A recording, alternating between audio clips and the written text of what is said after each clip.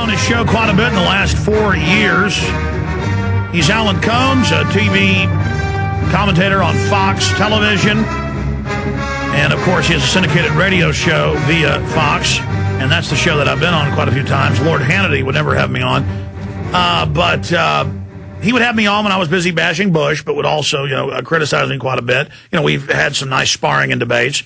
And then he's still having me on now that Lord Obama, continuing all the exact same policies, is in power. So we have the great Alan Colmes on with us, and I'll get back into the re-education camps that they've turned the public schools into when he leaves us at the bottom of the hour. Mr. Colmes, it's good to have you here with us. Acknowledging, Alex, I don't just put you on when it favors my side. No, that's what I was acknowledging. Yes. I'm saying thank you for acknowledging that. Yeah, absolutely, Alan. We don't play the whole left-right paradigm ourselves. And I think the country's starting to get away from these labels, or at least trying to. Well, I think, much as you might be critical of Obama, I believe his tone and the fact that he's got a bipartisan cabinet goes a long way toward, in fact, healing those wounds and having us live in a post-partisan America to some extent. Minus the teabaggers. That was one of the questions I wanted to ask you. I mean, that is really a derogatory term, though, to have CNN doing it, MSNBC doing it. Yeah. A sexual derogatory term. If there was any question, they admit it's a sexual term. And then I thought that's what they were calling themselves. And then to say they're all, I'm not saying you're doing this, I'm asking what you think, that they're all racist and they all hate black people. Do you believe that, Alan? No. That's not my take. I keep getting accused of saying they're all racist. I've never said anything of the kind. I don't think the fact that people hate Obama, some of them hate them or don't like him or criticize him because of the race issue. There is some of that, but I'm not blaming the teabag people, whatever you want to call them, for being racist. Some of them are. Most of them were very, very peaceful and well behaved. I just think my problem with that is it was disingenuous what it was. It was corporately sponsored.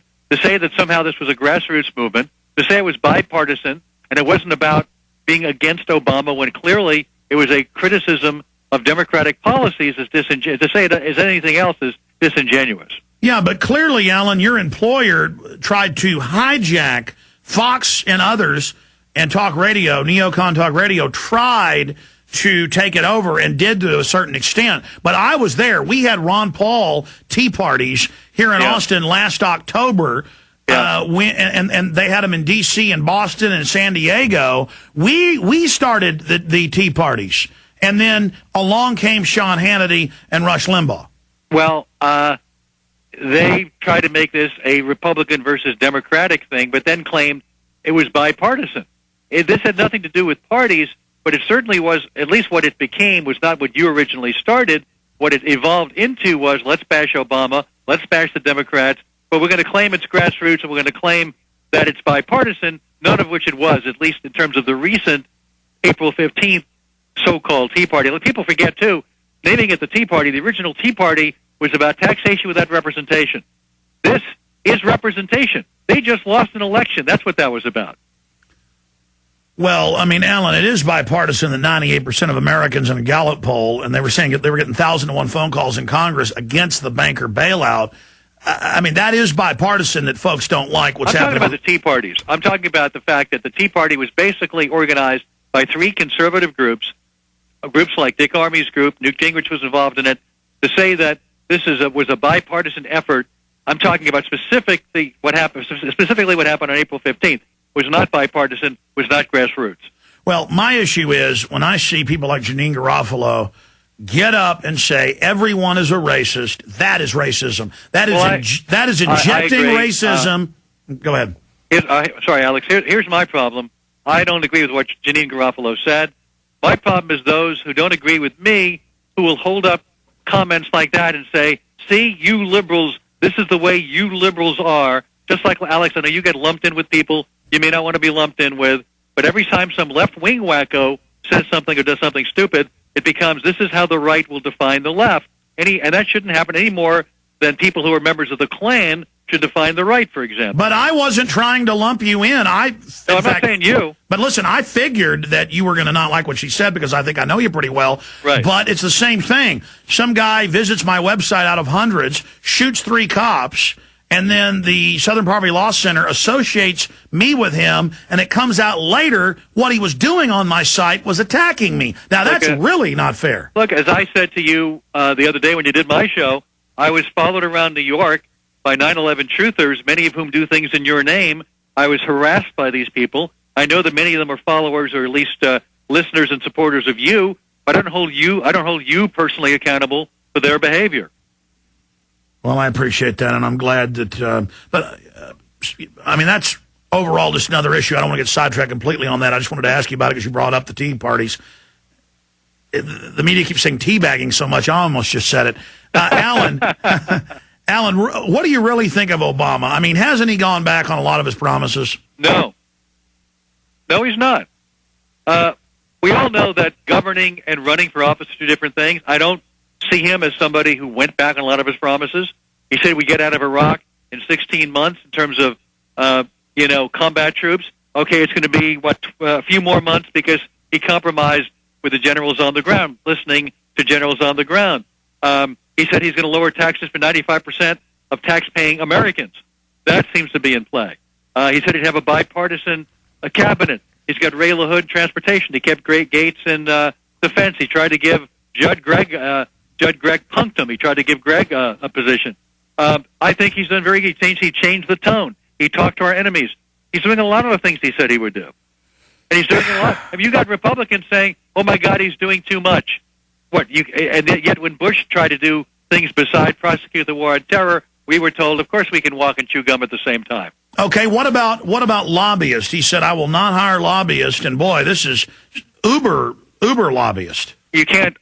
Yeah, that's a tough one. You can't not hire lobbyists because everybody's a lobbyist. I mean, not everybody, but everybody. Among those who will apply for jobs in an administration, there are always going to be those who worked as lobbyists. John McCain said he wouldn't have any lobbyists in his campaign. His campaign was run by lobbyists. They shouldn't lie. That's my point. I'm not defending Obama on that. I'm simply saying... But, I mean, why do they lie then? Why is it just... I mean, you even just said it. Oh, well, there's rhetoric in a campaign, Alex, and then there's governing. I mean, why lie then? I mean, I will not hire one lobbyist. Well, you can say, I don't know if they ever said I'll not hire one lobbyist, but I think it's like anything else. If you were to run for office, you would say a bunch of things, and then you get into office, okay, here's the way it really is. I don't think it's a calculated lie. You want to get him on that? Okay, I'll give you that. Lobbyist, okay. In general, though, has he done a good job? Has he done pretty much what he said he's going to do? Has he changed the tone in D.C.? Has he tried to reach out to all sides? Is he talking to other countries? Is he getting us out of Iraq? Is he dealing with the economy? These are all things that are more important than the few things you could probably tag on. Okay, let's talk about the war, because we got an argument about this. I have video clips of him. It's in the Obama Deception. Free online, folks, the ObamaDeception.net.